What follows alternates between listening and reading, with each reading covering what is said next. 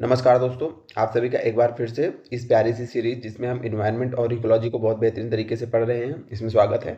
सबसे पहले उन साथियों के लिए बता दें जो कि हमारी इस सीरीज़ को फॉलो कर रहे हैं लगातार, ये आपकी संभवतः आज अंतिम क्लास होने वाली है, ठीक है? इसके बाद हमारा जो है एनवायरनमेंट और इकोलॉजी पूर्णतः समाप्त हो जाएगा। हमने अपने हिसाब से हर एक टॉपिक्स और एक चैप्टर्स को जहाँ से जितनी चीज़ें आपके पेपर के लिए इंपॉर्टेंट है वो चीज़ें करा दी हैं। ज़्यादा कहानी पे हमने फोकस नहीं किया है। इसका जो है पूरा पीडीएफ आप लोगों को हमारे टेलीग्राम चैनल पे मिल जाएगा। उस पे काम कर रहे हैं 3-4 दिनों में आपको वो पूरा पीडीएफ जो है मिल जाएगा। चैप्टर वाइज पीडीएफ अभी ही हम दे देंगे आजकल में। लगभग चैप्टर्स का पढ़ ही गया है, जो 1-2 बचे हैं अंतिम के उसको भी हम प्रोवाइड करवा देंगे, ठीक है? और जो साथी पहली बार आ रहे हो उनके लिए बता दें कि आप हमारे चैनल पे चले जाइए। कोर्स वाले सेक्शन में एनवायरनमेंट और इकोलॉजी का पूरा कोर्स बहुत ही बेहतरीन तरीके से कंप्लीट करवा दिया गया है और आपको उसकी पीडीएफ भी हमारे टेलीग्राम चैनल पे मिल जाएगी। टेलीग्राम चैनल का भी नाम है यूपी एग्जाम मंत्रा। तो टाइम वेस्ट ना करते हुए शुरू करते हैं आज की क्लास। आज की क्लास में जो हमें पढ़ना है वो है पॉलीथीन। देखिए, अब क्लास में वन लाइनर फैक्ट्स बचे हुए हैं, उन्हीं को हम पढ़ेंगे, ठीक है? तो पॉलीथीन आपके बारे में पढ़ा होगा कि ये बहुत बड़ा प्रदूषक है, इन्वायरमेंट को बहुत ज़्यादा क्षति पहुंचाती है जो आपकी पॉलीथीन होती है। पॉलीथीन सबको पता ही है ना? पॉलीथीन जो आप पन्नियाँ यूज करते हो वही है पॉलीथीन। पॉलीथीन होती क्या है? तो पॉली, इसमें देखिए दो शब्द है, पॉली और एथीन। एथीन या फिर एथिलीन, इसको दोनों बोलते हैं, एथीन भी बोला जाता है और एथिलीन। पॉली का मतलब होता है बहुलक, पॉलीमर। पॉलीमर, पॉली आया पॉलीमर से, पॉलीमर मतलब बहुलक, ठीक है? केमिस्ट्री पढ़े होंगे तो आप लोगों को पता होगा, नहीं पढ़े होंगे तो कोई ज़रूरत भी नहीं है पढ़ने की।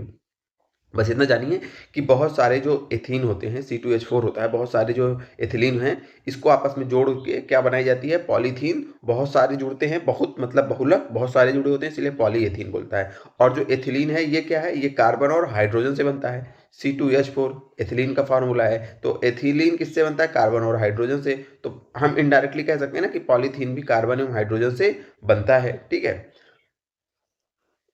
और इसकी विशेषता क्या है कि इसमें कार्बन और हाइड्रोजन के अणु इस प्रकार जुड़े होते हैं कि इनका जैविक अपक्षय नहीं हो पाता है, ठीक है? इसका जैविक अपक्षय नहीं हो पाता है। अब देखिए यहाँ पे क्या है कि प्लास्टिक का थैला एक थर्मोप्लास्ट है, तो यहाँ जो हमारा समझने का उद्देश्य है वो है थर्मोप्लास्ट। थर्मोप्लास्ट कुछ नहीं है, थर्मोप्लास्ट ऐसी ऐसी प्लास्टिक को थर्मोप्लास्ट बोला जाता है जिसको आप गर्म कर दो तो वो सॉफ्ट हो जाता है, नरम हो जाता है। ठंडा कर दो तो वो फिर हार्ड हो जाता है। यानी कि उसका टेम्परेचर चेंज कर दो तो उसकी हार्डनेस और सॉफ्टनेस में अंतर पड़ता है। गर्म करोगे तो सॉफ्ट हो जाएगा, ठंडा करोगे तो हार्ड हो जाएगा। तो ऐसे प्लास्टिक को क्या बोलते हैं? थर्मोप्लास्ट। थर्मो जुड़ा है आगे, और प्लास्टिक, थर्मोप्लास्टिक, प्लास्टिक से प्लास्टिक, थर्मो तो ऐसे समझ लीजिए कि टेम्परेचर से रिलेटेड है। तो जो टेम्परेचर के अनुसार सॉफ्ट और हार्ड होता है वो उसे बोलते हैं, उस प्लास्टिक को थर्मोप्लास्टिक। उसके बाद आपको याद रखना है कि प्लास्टिक पता ही है, प्लास्टिक, शीशा भी पता है कि प्लास्टिक और शीशा ये जो प्रदूषक हैं ये नॉन बायोडिग्रेडेबल होते हैं, मतलब कि अजैव निम्नीकरणीय होते हैं। इनका जीवाणुओं द्वारा इनको नष्ट नहीं किया जा सकता है, ठीक है? ज़्यादातर जो जैविक होते हैं उनको ही जीवाणु नष्ट कर पाते हैं। बाकी जो इस टाइप की चीज़ें हैं, प्लास्टिक हो गया, शीशा हो गया, आर्सेनिक हो गया, इन सारी चीज़ों को आपके जीवाणु नष्ट नहीं कर पाते हैं, ठीक है? अब ये देखिए, ये वन लाइनर है जो कि अब यहाँ कुछ समझने वाली चीज़ें नहीं बची, जितनी समझने वाली चीज़ें थी हमने आपको समझा दी है। अब यहाँ इसकी कहानी में नहीं चलेंगे, यहाँ से जो वन लाइनर फैक्ट आए हुए हैं पेपर में और आपके पेपर में आने की संभावना है, उसके अतिरिक्त जो वन लाइनर फैक्ट है उसी को हम करवा रहे हैं, वही आपका बचा भी है। अब अगला कौन है कि माइक्रोबिट्स क्या हैं? तो माइक्रोबिट्स हैं जैसे जो छोटे-छोटे कण होते हैं, 5 मिलीमीटर से छोटे-छोटे जो कण होते हैं उसको बोला जाता है माइक्रोबिट्स। 5 मिलीमीटर से छोटे-छोटे कण होते हैं, इनको क्या बोला जाता है? माइक्रोबिट्स। जल शोधन संयंत्रों से फ़िल्टर नहीं होते हैं। अब जैसे आप जहाँ ज वाटर जो फ़िल्टर होता है, ये कण इतने छोटे होते हैं कि वाटर में फ़िल्टर नहीं होते हैं, और जब वाटर से फ़िल्टर नहीं होंगे तो क्या आ जाएँगे? पानी में आ जाएँगे, और वो वाटर हम लोग इनटेक यानी कि पी लेते हैं। तो ये हमारे पीने से क्या होता है, या हमारे आहार श्रृंखला में प्रवेश कर जाते हैं, जलीय पारितंत्र में प्रवेश कर जाते हैं। जलीय पारितंत्र में प्रवेश करेंगे, फिर आगे उसको, जैसे अब देखिए माइक्रोबिट्स, पहले देखिए कि ये निकलती कहाँ है, तो जो आपके धुलाई और सौंदर्य प्रसाधन है वहां से माइक्रोबिट्स उसमें यूज होता है माइक्रोबिट्स का, ठीक है? तो देखिए, माइक्रोबिट्स पहले समझिए, समझ में आ रहा है माइक्रोबिट्स क्या है? छोटे छोटे कण है, ऐसे समझिए, छोटे छोटे छोटे छोटे कण होते हैं, ऐसे रंग बिरंगे, बहुत छोटे होते हैं, ठीक है?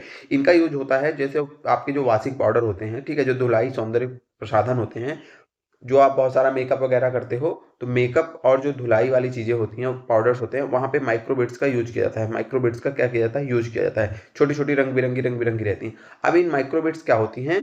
ये माइक्रोबिट्स आपने यूज किया, फिर ये जल शोधन संयंत्रों में अगर गई, मान लीजिए आप कहीं वाटर फिल्टर लगा है तो ये उससे फ़िल्टर भी नहीं होती। वैसे तो कोई फ़िल्टर करता नहीं है, सीधे ये चीज़ें चली आती हैं आपके, जैसे आपने पानी यूज़ किया वो पानी बह के जा रहा है, सीवेज से सीवेज का पानी जाके किसी नदी में छोड़ दिया जा रहा है, किसी तालाब में चला जा रहा है। तो ये जो है माइक्रोबिट्स वहाँ पे चली जाती हैं, और वहाँ पे जाती हैं तो जो जलीय पशु, जो जलीय जीव होते हैं, जलीय पारितंत्र के जो जीव होते हैं, ये उनको क्या करते हैं, खा लेते हैं। तो इससे इनको बहुत नुकसान होता है, इसीलिए माइक्रोबिट्स को भी पर्यावरण का शत्रु बोला जाता है। तो माइक्रोबिट्स क्या है समझ गए? 5 मिलीमीटर से छोटे कण होते हैं, ये याद रखना है कि 5 मिलीमीटर से, ठीक है? और आहार श्रृंखला में जा करके पर्यावरण में बहुत ज़्यादा ये क्षति पहुंचाती हैं, ठीक है? समझ गए आप? कहाँ रहती हैं? तो जो सौंदर्य प्रसाधन है, जो धुलाई की सामग्रियां होती है, वहां पे माइक्रोबिट्स मिलती हैं। 3 पॉइंट्स हमारे यहाँ से हो गए। अब बढ़ते हैं आगे। अब इस स्लाइड में जो हमारा सबसे पहला टॉपिक है वो है Chernobyl. Chernobyl disaster. Chernobyl disaster क्या था? तो पहले समझिए, ये जो चेरनोबिल डिजास्टर था, ये दुनिया की सबसे बड़ी परमाणु ऊर्जा दुर्घटना थी। क्या थी? परमाणु ऊर्जा दुर्घटना थी। परमाणु ऊर्जा दुर्घटना थी। ये एक दुर्घटना थी जो कि एक न्यूक्लियर पावर प्लांट था, वहां पे ये दुर्घटना हो गई थी। ये न्यूक्लियर पावर प्लांट था कहाँ? तो ये न्यूक्लियर पावर प्लांट उस समय के 1986 की घटना है। उस समय आपका जो रूस था उसको सोवियत यूनियन बोला जाता था, तो उस समय का जो सोवियत यूनियन का ये हिस्सा था चेरनोबिल। चेरनोबिल। फिर आपको पता है सोवियत यूनियन का विघटन हुआ, और उससे जो है कई सारे जो है आपके देश बने। उनमें से एक देश यूक्रेन है, जहां पे इस समय माहौल गर्म है। पिछले कई सालों से वहां पे यूक्रेन और रशिया के बीच में युद्ध चल रहा है। तो ये चेरनोबिल आपके वर्तमान यूक्रेन में है, और जब ये घटना हुई थी तो उस समय सोवियत यूनियन में ये था। तो चेरनोबिल में हुआ क्या? तो ये समझिए कहानी है इसकी, कि जैसे ये परमाणु संयंत्र था। क्या था? ये परमाणु संयंत्र था एक, ठीक है? इसका इसमें कई सारे रिएक्टर्स थे। तो रिएक्टर नंबर 4 में जो है एक टेस्ट हो रहा था, सुरक्षा के दृष्टिकोण से एक टेस्ट हो रहा था। तो उसी टेस्ट के दौरान यहाँ बहुत बड़ा विस्फोट हो गया, एक्सप्लोजन हो गया और आग लग गई।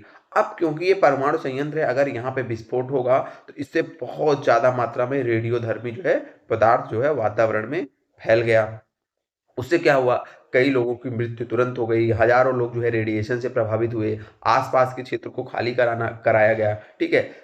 तो ये सारी चीजें हुई इस घटना के बाद। तो ये क्योंकि ये बहुत बड़ी घटना थी, और पर्यावरण, मिट्टी, पानी को इसने लंबे समय तक रेडियोधर्मी प्रदूषण से प्रदूषित किया, ठीक है? तो इसीलिए इस एक घटना के बारे में पूछा जाता है कि चेरनोबिल घटना किस देश से संबंधित है। पहला पॉइंट ये। दूसरा पॉइंट, ये घटना कब हुई? 26 अप्रैल 1986। तीसरा पॉइंट, ये घटना है किससे संबंधित? तो ये घटना है परमाणु केंद्र में जो है, परमाणु रिएक्टर में जो है हुई थी ये घटना। और हुई कैसी थी? तो मानवीय भूलों से ये घातक, मतलब आदमी जब वहां जो टेस्ट हो रहा था उस समय कोई ना कोई उनसे जो है गलती हुई होगी, तभी इतनी बड़ी घटना हुई। तो ये 3 पॉइंट याद रखने हैं, कहाँ हुई, कब हुई, किससे संबंधित है।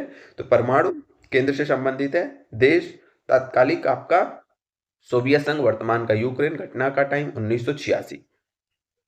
अब यहाँ पे हमने एक चर्चा की कि रेडिएशन, ठीक है? रेडिएशन कहाँ से होती हैं? तो जो आपके रेडियो एक्टिव पदार्थ होते हैं ना, रेडियो एक्टिव पदार्थ होते हैं, यहाँ से अल्फा बीटा गामा रेज निकलती रहती हैं, यानी कि रेडिएशन यहाँ से निकलती रहती हैं। तो देखिए, ये जो रेडिएशन निकलती है ना रेडियो एक्टिव पदार्थों से, ये भी बहुत ज़्यादा हानिकारक होती हैं। रेडियो और क्या होती हैं? बहुत ज़्यादा हानिकारक होती हैं। और इसी को जो रेडियो एक्टिव पदार्थ से रेडिएशन निकलती रहती हैं, उन्हीं को जो है रेडियो एक्टिव प्रदूषण की कैटेगरी में रखा जाता है। यहाँ समझने वाली बात यह है कि रेडियो एक्टिव जो प्रदूषण होता है, हम इसके प्रभाव को समझेंगे। इसके प्रभाव को समझने के लिए सबसे पहले समझिए, अगर ये मनुष्य के ऊतकों या अंगों तक पहुंच जाती हैं तो पूरे ऊतक या अंग की कार्य प्रणाली को क्या करती हैं? प्रभावित करती हैं। एनीमिया व रक्तस्राव भी होता है। अगर आप रेडियो एक्टिव पदार्थ के संपर्क में हैं, यानी कि रेडिएशन के संपर्क में हैं, तो एनीमिया हो जाएगा आपको, रक्तस्राव, ठीक है? इससे भी आपको जूझना पड़ सकता है। उसके बाद कुछ, ये तो वो हैं जो आपके अंगों को प्रभावित करने वाली बीमारी हैं, ठीक है? उसके बाद कुछ अनुवांशिक बीमारियां भी होती हैं रेडिएशन के कारण। क्या है? ड्रोसोफिला पर अध्ययन से स्पष्ट है कि उत्परिवर्तन दर, जो उत्परिवर्तन यानी कि जीन में जो उत्परिवर्तन होता है, जीन उत्परिवर्तन आप पढ़े हैं अनुवांशिकी, कभी हम आपको पढ़ाएंगे बायोलॉजी में। तो जीन उत्परिवर्तन का मतलब होता है जीनों का जो है चेंज होना। सामान्यतः समझिए, उत्परिवर्तन मतलब परिवर्तन होना जीन्स में। तो जो उत्परिवर्तन की दर होती है जीन्स में, वो अगर आप रेडिएशन के संपर्क में हैं, रेडियो एक्टिव पदार्थों के संपर्क में हैं, तो वो जीन में उत्परिवर्तन की दर में क्या होगी? वृद्धि होगी, और आपके आनुवंशिक गुणों पर व्यापक प्रभाव पड़ेगा, यानी कि आपके आनुवंशिक गुणों में बदलाव हो सकता है अगर आप रेडिएशन के संपर्क में है। तो यहाँ पे हमने 2 चीजें समझी। पहली बात, चेरनोबिल घटना को देखा, फिर हमने बताया कि चेरनोबिल घटना आपकी किससे संबंधित थी? परमाणु केंद्र से संबंधित थी। इसमें हुआ क्या था? तो इससे जब ये घटना हुई तो रेडिएशन हुई तो बहुत ज्यादा एनवायरनमेंट में क्षति पहुंची। फिर हमने बताया रेडिएशन कहाँ से होती हैं? तो जो आपके रेडियो एक्टिव पदार्थ होते हैं वहां से क्या होती हैं? रेडिएशन होती हैं। तो अगर आपके आसपास जहाँ पे आप हैं वहां पे रेडियो एक्टिव पदार्थ हैं, तो आपको रेडिएशन का सामना करना पड़ सकता है। फिर हमने बताया कि रेडिएशन से प्रभाव क्या पड़ते हैं, तो हमने बताया कि ऊतक और अंगों को क्षति होती है, एनीमिया, रक्तस्राव होता है और कई सारी अनुवांशिक बीमारियां होती हैं जैसे जीन परिवर्तन और अनुवांशिक गुणों का परिवर्तन। ये हो गया इस स्लाइड के बारे में। अब हम बढ़ते हैं आगे की स्लाइड में। अब इस स्लाइड में जो हमारा प्रमुख पॉइंट है जिस पे हम चर्चा करेंगे वो सबसे पहले हमारी चर्चा होगा भोपाल गैस त्रासदी। ठीक है, भोपाल गैस त्रासदी। भोपाल गैस त्रासदी के बारे में आपको याद रखना है कि ये भारत में हुई अब तक की सबसे बड़ी औद्योगिक दुर्घटना है। ठीक है, सबसे बड़ी औद्योगिक दुर्घटना है। इसमें हुआ क्या था, तो ये बात है आपकी 2 से 3 दिसंबर 1984 की। ठीक है, 1984 में 2 से 3 दिसंबर के बीच की बात है। हुआ क्या था कि एक आपकी फैक्ट्री थी, union carbide India limited. Factory का क्या नाम था, यूनियन कार्बाइड इंडिया लिमिटेड। ठीक है, ये बेसिकली कीटनाशक बनाती थी। ठीक है, ये कीटनाशक बनाने की एक फैक्ट्री थी। हुआ क्या कि इस फैक्ट्री में एक टैंक था जिसमें रखी थी मिथाइल आइसोसाइनेट। कौन सी गैस रखी थी एक टैंक में, मिथाइल आइसोसाइनेट, जिसको शॉर्ट में MIC बोलते हैं। और ये क्या हुई, उस टैंक से लीक हो गई। अब लीक हो गई तो क्या हुआ, अचानक से पूरा जो शहर में ये गैस फैल गई। और इस गैस जब फैल गई तो हजारों लोग जो है इसकी चपेट में आ गए और हजारों लोगों की तुरंत मृत्यु हो गई, लाखों लोग बीमार हुए, बहुत लोगों को आंखों, फेफड़ों और त्वचा से संबंधित बहुत सारी बीमारियों का सामना करना पड़ा। ठीक है, इस कारण इसको जो है भारत ही नहीं अपितु जो है दुनिया की जो है सबसे बड़ी औद्योगिक गैस दुर्घटना माना जाता है। तो शॉर्ट में समझ गए, भोपाल गैस त्रासदी आपसे कब हुई, 3 दिसंबर 1984 को। मिथाइल आइसोसाइनाइड अपना रिस गया था। कहाँ से इसका रिसाव हुआ था, तो यूनियन कार्बाइड इंडिया लिमिटेड नाम की एक फैक्ट्री थी। उस फैक्ट्री क्या करती थी, वो फैक्ट्री कीटनाशक बनाती थी और कीटनाशक बनाने के लिए बहुत सारी आपका गैसों का यूज होता है। तो उसी उसी में एक गैस थी मिथाइल आइसोसाइनाइड। ये टैंक से रिलीज हो गई, रिलीज होकर पूरे शहर में फैल गई और लाखों लोगों को बीमारी की, लाखों लोगों की डेथ हुई इसके कारण। ठीक है, और इन्हीं कारणों की वजह से इसको भारत ही नहीं बल्कि दुनिया की सबसे बड़ी औद्योगिक दुर्घटनाओं में से माना जाता है। अगला जो हमारा पॉइंट है वो है ऊष्मीय प्रदूषण, थर्मल पोल्यूशन। थर्मल पोल्यूशन आपका कुछ नहीं है, बस इतनी समझिए। देखिए जो आपके रिएक्टर्स होते हैं, जो आपके रिएक्टर्स होते हैं जहाँ पे बिजली बनाई जाती है, पहले तो हम थर्मल पोल्यूशन एकदम समझ लीजिए आसानी से। थर्मल पोल्यूशन, ठीक है, तो थर्मल प्रदूषण क्या होता है। थर्मल पोल्यूशन का मतलब है कि जैसे मान लीजिए कोई जल का स्रोत है, कोई जल का स्रोत है, जल का स्रोत मतलब नदी, झील, तालाब कुछ भी है। उस जल के स्रोत के तापमान में हमारी आपकी मानव की गतिविधियों के कारण जो है उसके तापमान में असामान्य स्तर की वृद्धि हो जाती है, असामान्य स्तर की वृद्धि हो जाती है। यानी कि कोई जल स्रोत है उसका टेम्परेचर बढ़ जाए हमारी आपकी गतिविधियों के कारण, उस जल के स्रोत का, तो वो आता है किस कैटेगरी में, वो आता है, उसको हम बोलते हैं थर्मल पोल्यूशन। थर्मल पोल्यूशन बोलते हैं। इसका मुख्य कारण क्या होता है, मुख्य कारण होता है जैसे इंडस्ट्रीज से निकलने वाला गर्म जल, उसको हम डायरेक्ट किसमें छोड़ दे रहे हैं, नदियों में छोड़ दे रहे हैं। परमाणु जो ऊर्जा संयंत्र होते हैं वहां पे क्या होता है कि कूलिंग के लिए जो है ठंडे पानी का यूज किया जाता है। वो पानी नदियों से आता है और फिर उस गर्म पानी को नदियों में रिलीज कर दिया जाता है। तो ठंडा पानी लेके हम गर्म पानी डाल दे रहे हैं। इससे क्या होता है, इससे भी जो है आपका थर्मल पोल्यूशन होता है। अब इससे का प्रभाव क्या होता है, इसका प्रभाव होता है कि जो मछलियां होती हैं, जलीय जीव होते हैं, उनकी क्या हो जाती है, मृत्यु हो जाती है। क्योंकि वो एक निश्चित टेम्परेचर में रहना जानते हैं ना, आप उसको एकदम उसमें उबलता हुआ पानी छोड़ रहे हैं तो क्या हो जाएगा, वहाँ के जो जलीय जीव होते हैं वो मर जाते हैं। और ओवरऑल जब कहीं के जीव मरने लगते हैं तो वो पूरा इकोसिस्टम ही प्रभावित हो जाता है। तो वो पूरा एक्वाटिक इकोसिस्टम जो होता है आपका जलीय पारिस्थितिकी तंत्र, वो पूरा का पूरा प्रभावित हो जाता है। तो ऊष्मीय प्रदूषण समझ चुके आप लोग। यहाँ पे याद आपको क्या करना है, जो एक पॉइंट आपको याद रखना है, हो सके यहाँ से क्वेश्चन पूछ ले, कि नाभिकीय ऊर्जा संयंत्रों के संचालन का साह उत्पाद। साह उत्पाद का क्या मतलब है कि जब आप नाभिकीय ऊर्जा संयंत्र चलाएंगे तो इसमें कूलिंग करनी होती है। ठीक है, कूलिंग लगे होते हैं। ठीक है, तो कूलिंग क्यों, अति तापन के लिए, मतलब यहाँ का टेम्परेचर बहुत ज़्यादा ना बढ़ जाए इसके लिए कूलिंग करने के लिए यहाँ पे ठंडा जल लाया जाता है, ठंडा जल लाया जाता है।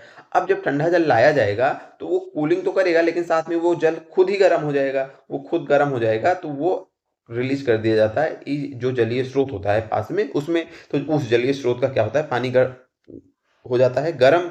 तो ये आपको याद रखना है कि ऊष्मीय प्रदूषण का एक प्रमुख कारण जो नाभिकीय ऊर्जा संयंत्र हैं वो होते हैं। ठीक है, तो इस स्लाइड के भी हमने 2 पॉइंट को देखा, भोपाल गैस त्रासदी और थर्मल पोल्यूशन, दोनों चीजों को हम लोग देख चुके हैं। हमने पहले ही बताया है फैक्ट, अब वन लाइनर ही बचे हैं। ठीक है, ज्यादा चीजें अब बची नहीं है, तो जो वन लाइनर फैक्ट है उसको हम आपको पढ़ा दे रहे हैं और यहाँ से बहुत बड़ी पॉसिबिलिटी है क्वेश्चन आएगा। बाकी आप लोग प्यार और सपोर्ट दिखाते रहिए, आगे ही कुछ बहुत ही बेहतरीन आप लोगों के लिए किया जाएगा। अब जो हमारा अगला टॉपिक है वो क्या है, वो है बायो उपचार। देखिए बायो उपचार क्या है, हम बहुत आसान शब्दों में समझेंगे। बायो मतलब बायो उपचार यानी कि जैव उपचार, ठीक है, पेन चेंज कर लें। जैव उपचार, जैव उपचार कितने शब्दों से मिलकर बना है? तो जैव उपचार जो है दो शब्दों से मिलकर बना है, जैव और उपचार, जय और उपचार। उपचार का मतलब आप लोग जानते हैं, किसी चीज को जैसे आप बीमार हो जाते हैं तो क्या उपचार करवाते हैं ना, ठीक है।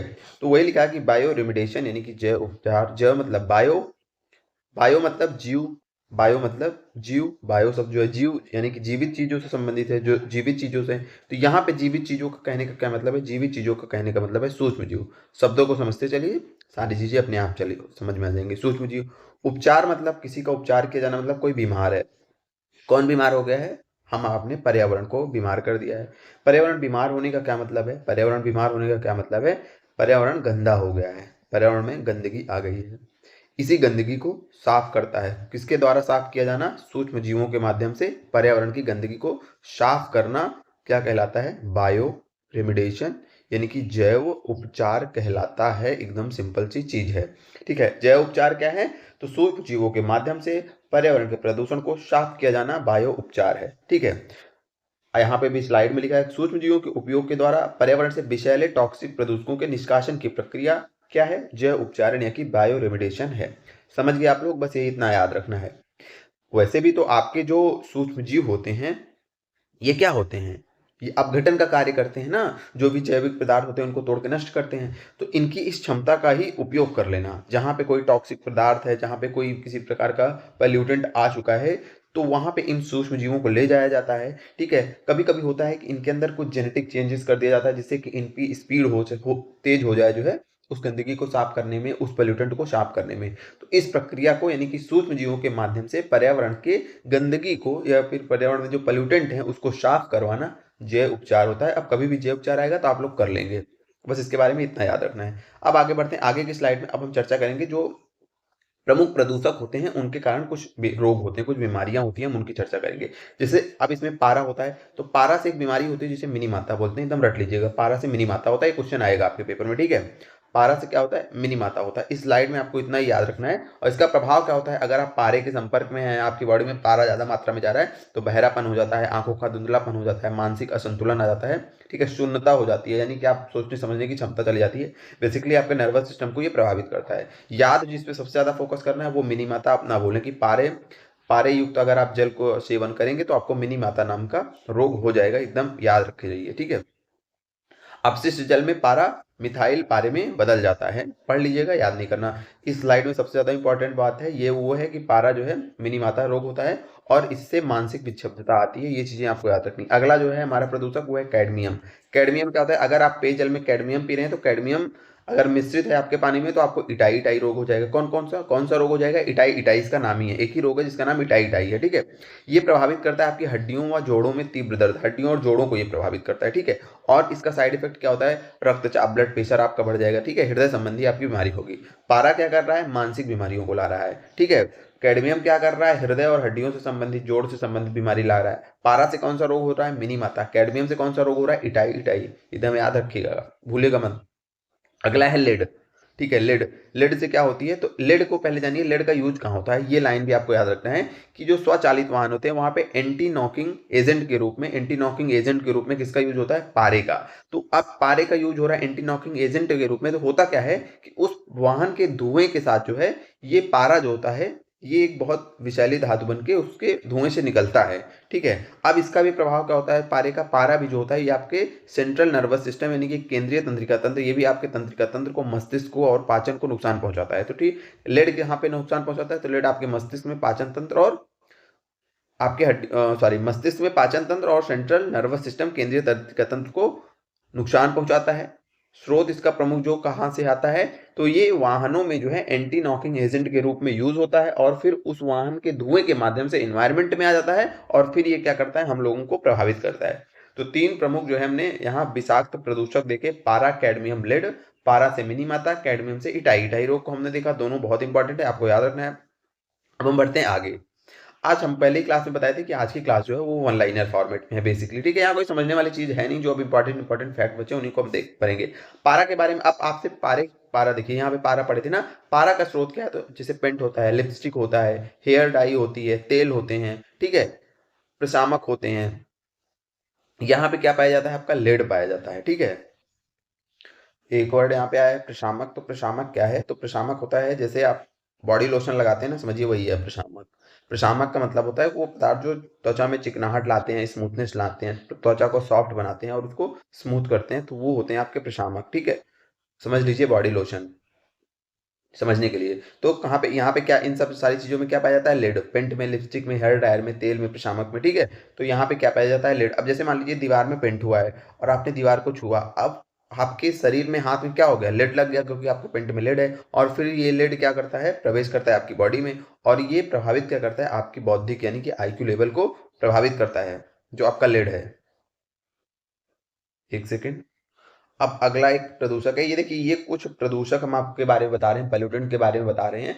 जो प्रदूषक नहीं है, जो समझिए एकदम विष हैं, विषैले पदार्थ हैं, ये इनडायरेक्टली रूप में हम आप इनका दैनिक जीवन में यूज कर रहे हैं और ये हमको आपको बहुत ज़्यादा क्षति पहुंचा रहे हैं। तो उनमें से कुछ का नाम हम यहाँ लिखे हैं, उनका स्रोत। क्वेश्चन आता है कि इनका स्रोत क्या है। तो लेड का स्रोत आपने आपको बता दिया। वैसे आपका बीबीओ होता है brominated vegetable oil. Brominated vegetable oil जो होता है ये पाया जाता है आपके जो शीतल पेय होते हैं, जो शीतल पेय होते हैं उनमें निलंबन कारक यानी कि सस्पेंडिंग एजेंट के रूप में इनका यूज किया जाता है, ठीक है। यह ब्रोमीन से उपचारित एक प्रसंस्कृत वनस्पति तेल है और इसका यूज कहाँ किया जाता है, शीतल पेयों में। जो आपकी कोल्ड ड्रिंक्स होती हैं वहां पे आपके बीबीओ यानी कि ब्रोमिनेटेड वेजिटेबल ऑयल का यूज किया जाता है। बस ये लाइन याद रखनी है। पूछेगा कि ब्रोमिनेटेड वेजिटेबल ऑयल जो है इसका यूज कहाँ होता है, तो जो आपके शीतल पेय होते हैं यानी कि कोल्ड ड्रिंक्स होती हैं वहां पे इनका यूज होता है। लेड का हमने बता दिया। उसी प्रकार एक और है आपका, वो फूड आइटम्स में पाया जाता है, उसका नाम है मोनोसोडियम ग्लूटामेट। मोनोसोडियम ग्लूटामिक, ये क्या है, तो ये आपका जो मोनोसोडियम ग्लूटामेट है ये आपका पाया जाता है जो चाइनीज फास्ट फूड होते हैं वहां पे आपका ये पाया जाता है, एमएसजी। ये बेसिकली बनता किससे है, तो ये जो ग्लूटामिक अम्ल होता है, ग्लूटामिक अम्ल से बनता है। लेकिन आपको ये नहीं याद रखना है, आपको ये याद रखना है कि जो आपका एमएसजी है, मोनोसोडियम ग्लूटामेट, ये आपका पाया कहाँ जाता है, तो जो चाइनीज फास्ट फूड होते हैं उसमें जो स्वाद बढ़ाने वाले कारक के रूप में यानी कि फ्लेवर को जो इनहेंस करता है उसके रूप में इसका यूज किया जाता है, एमएसजी का, मोनोसोडियम ग्लूटामेट का, ठीक है। अब आगे हमें देखना है, एक एस्बेस्टस होता है, ठीक है।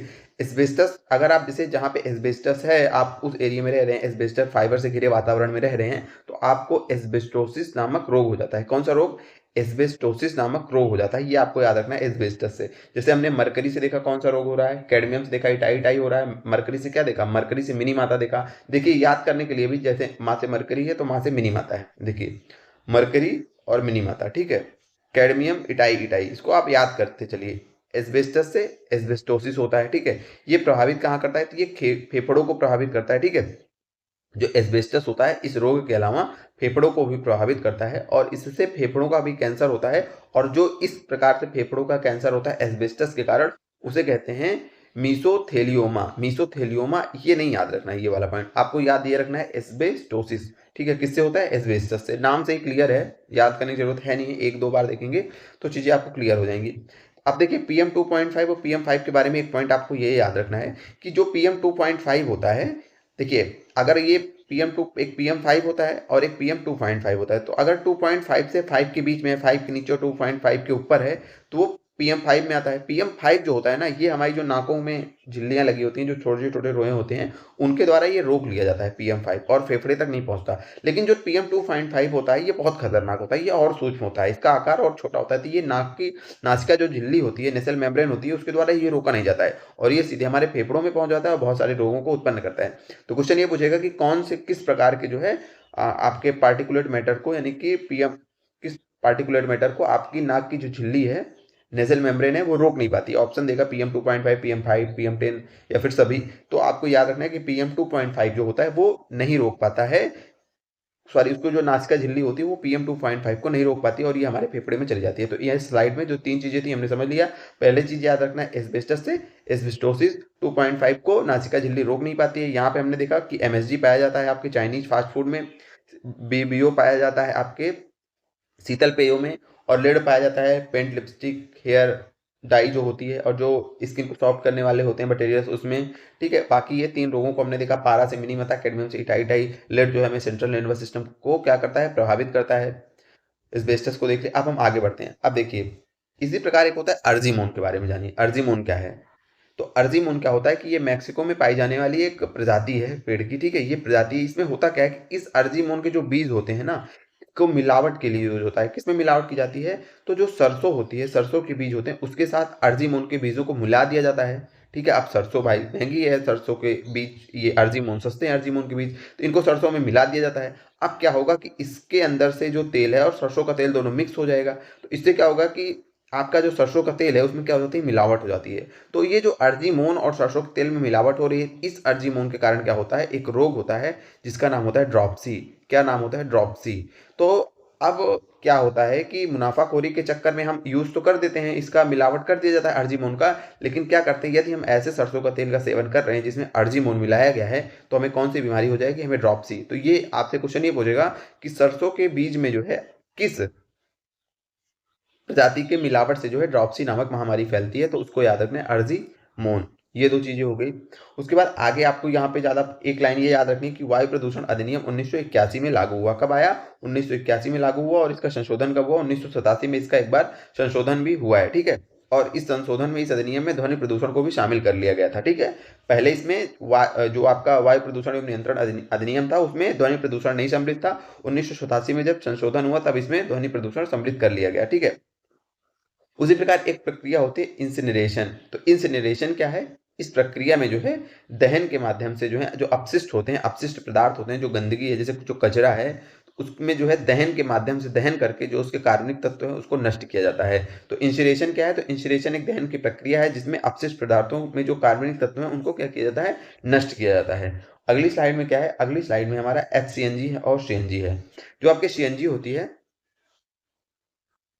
CNG के बारे में पहले कुछ बातें आप लोग देख लीजिए। CNG मतलब कॉम्प्रेस्ड नेचुरल गैस, ठीक है। कॉम्प्रेस्ड नेचुरल गैस का मतलब सीधा सही है कि जब प्राकृतिक गैस को, जो आपकी नेचुरल गैस होती है, उसको जो है कंप्रेस कर दिया जाता है, संपीड़ित कर दिया जाता है, उससे जो ईंधन बनता है उसे क्या बोला जाता है? CNG बोला जाता है। CNG के बारे में आपको एक बात ये याद रखनी है, पूछा जाता है कि CNG में मुख्य रूप से कौन सी गैस होती है? तो CNG में मुख्य रूप से मेथेन गैस होती है, ये बात आपको याद रखना है, ठीक है। यूज कहाँ होता है? कार, बस, ऑटो आदि वाहनों में ईंधन के रूप में इसका यूज होता है। CNG की जगह एक इस आती है HCNG। HCNG में H आगे लगा है मतलब हाइड्रोजन CNG। हाइड्रोजन CNG से में ये फायदा है कि जो ये CNG की तुलना में हाइड्रोजन CNG जो है और अधिक स्वच्छ ईंधन माना जाता है। क्या माना जाता है? और अधिक स्वच्छ ईंधन माना जाता है, क्योंकि जो HCNG होती है ना, इससे जो है कार्बन मोनोऑक्साइड का उत्सर्जन बहुत कम हो जाता है। हालांकि एकदम गायब नहीं होता, कार्बन मोनोऑक्साइड का उत्सर्जन तो होता है, लेकिन अगर हम CNG से तुलना करेंगे तो CNG में जितना उत्सर्जन होता है उसकी मात्रा में बहुत कम हो जाता है HCNG में, ठीक है। तो CNG और HCNG समझ गए। HCNG आपकी क्या है? कॉम्प्रेस्ड नेचुरल गैस है। CNG की जगह जो है, CNG में क्या होता है, तब भी थोड़ी मात्रा में कार्बन मोनोऑक्साइड का उत्सर्जन होता रहता है, लेकिन जो HCNG है उसमें जो है कार्बन मोनोऑक्साइड का उत्सर्जन और कम हो जाता है। याद रखना कि एकदम विलोपित नहीं हो जाता, इतना गायब नहीं हो जाता कि HCNG में जो है, जो हाइड्रोजन CNG है उसमें कार्बन मोनोऑक्साइड गायब हो जाएगी, गायब नहीं हो जाती है, बहुत कम मात्रा में उत्सर्जन होता है, ठीक है, कम हो जाता है उत्सर्जन। लेकिन समस्या क्या है? ये HCNG जो है ये बहुत महंगी पड़ती है, CNG की तुलना में अपेक्षाकृत क्या होती है, ये महंगी होती है। और इसके प्रयोग से हमने बताया कि जो है आपका कार्बन मोनोऑक्साइड है, कार्बन डाइऑक्साइड है, और जो अन्य हाइड्रोकार्बन है उनके उत्सर्जन में पर्याप्त कमी आती है, ठीक है। चलिए आगे बढ़ते हैं। उसके लिए अब यहाँ पे और ज्यादा कुछ है नहीं। अब हम देखेंगे जल प्रदूषण और नियंत्रण के लिए कुछ प्रयासों को। जैसे देखिए, सबसे पहले आपको क्या देखना है? सबसे पहले देखेंगे हम CPCB। CPCB क्या है? सेंट्रल पोल्यूशन कंट्रोल बोर्ड है। तो इस सेंट्रल पोल्यूशन कंट्रोल बोर्ड की स्थापना हुई थी आपके 1974 में। कब हुई इसकी स्थापना? हुई CPCB की स्थापना, आपको याद रखना है, सेंट्रल पोल्यूशन कंट्रोल बोर्ड, इसकी स्थापना याद रखना है कि 1974 में इसकी स्थापना हुई। ये एक बात हो गई। दूसरी बात ये है कि इस CPCB ने 1984 में जो है पंचवर्षीय गंगा परियोजना लाई। कब लाई? CPCB ने 1984 में पंचवर्षीय गंगा परियोजना लाई। ये गंगा परियोजना लाई क्यों गई? तो ये परियोजना इसलिए लाई गई कि ऋषिकेश से कोलकाता तक जो है गंगा नदी को प्रदूषण मुक्त करने के लिए पंचवर्षीय गंगा परियोजना लाई गई। अब ये परियोजना लाई गई तो अब इसको कोई ना कोई होगा जो इस परियोजना को लागू करेगा। तो इस परियोजना को लागू करने के लिए एक अथॉरिटी बनाई जाती है जिसका नाम होता है सेंट्रल गंगा अथॉरिटी। 1984 में ये परियोजना आई, 1985 में सेंट्रल गंगा अथॉरिटी बनाई जाती है इस परियोजना को लागू करने के लिए। तो आपसे पूछेगा कि सेंट्रल गंगा अथॉरिटी का गठन कब हुआ? तो 1985 में। और ये आपकी परियोजना कब आई? तो 1984 में आई। फिर इस परियोजना को लागू करने के लिए सेंट्रल गंगा अथॉरिटी का गठन होता है 1985 में। फिर इस सेंट्रल गंगा अथॉरिटी के द्वारा 1985 में इस परियोजना इसके उद्देश्यों की प्राप्ति हेतु 1985 में GAP यानी कि गंगा एक्शन प्लान जो है बनाया जाता है, गंगा एक्शन प्लान लागू किया जाता है। ये बात करना, ये पहला चरण था गंगा सफाई का। दूसरा चरण स्टार्ट होता है कि अब जो है इस गंगा एक्शन प्लान को केवल गंगा नदी तक सीमित ना रख करके बल्कि अन्य नदियों तक विस्तार किया जाता है। उसके लिए गंगा एक्शन प्लान सेकंड आता है, गंगा एक्शन प्लान सेकंड आता है। ये 1985 में आया था। गंगा एक्शन प्लान सेकंड आपका 1993 में आता है। कब आता है? 1993 में आता है। ये क्यों आता है? ये इसलिए आता है कि अब इसमें जो है गोमती और यमुना, हमने बताया कि यहाँ अन्य नदियों तक भी कार्यक्रम का विस्तार किया जाता है। तो बेसिकली 1993 में गंगा एक्शन प्लान सेकंड के तहत ये बात आपको याद रखनी है कि गोमती और यमुना कार्य योजना का भी अनुमोदन किया जाता है, यानी कि अब गोमती और यमुना की सफाई के लिए भी कार्य योजना बना ली जाती है गंगा एक्शन प्लान में सेकंड में। तो आपसे ये पूछा जाएगा गोमती और गंगा कार्य योजना का अनुमोदन कब हुआ? तो 1993 में। किसके तहत? गंगा एक्शन प्लान सेकंड के तहत। ठीक है। ये गंगा एक्शन प्लान जो आपका सेकंड है, इसका विलय हो जाता है 1985 में। आती है आपकी नदी संरक्षण योजना आती है। इसमें जो है और सारी नदियों को जोड़ लिया जाता है नदी संरक्षण योजना में। और इस नदी संरक्षण योजना में जो आपकी 1995 में आती है, इसमें गंगा एक्शन प्लान सेकंड का विलय हो जाता है। मतलब अब ये गंगा एक्शन प्लान सेकंड नदी संरक्षण परियोजना के अंतर्गत ही आ जाता है। ये 1993 में बना था, 1995 में आपकी नदी संरक्षण परियोजना आई और उसी में विलय हो गया किसका? गंगा एक्शन प्लान सेकंड का। और इसमें और भी नदियों की को शामिल कर लिया गया और इस निर्णय की अधिसूचना जो है 1996 में जारी की जाती है। ठीक है, ये याद रखना है। ठीक है, गंगा एक्शन प्लान सेकंड कब आया? 93 में। फर्स्ट कब आया? 1985 में। सेंट्रल गंगा अथॉरिटी का गठन कब हुआ? 1985 में। पंचवर्षीय गंगा परियोजना कब आई? 1984 में। CPCB का गठन कब हुआ? 1974 में।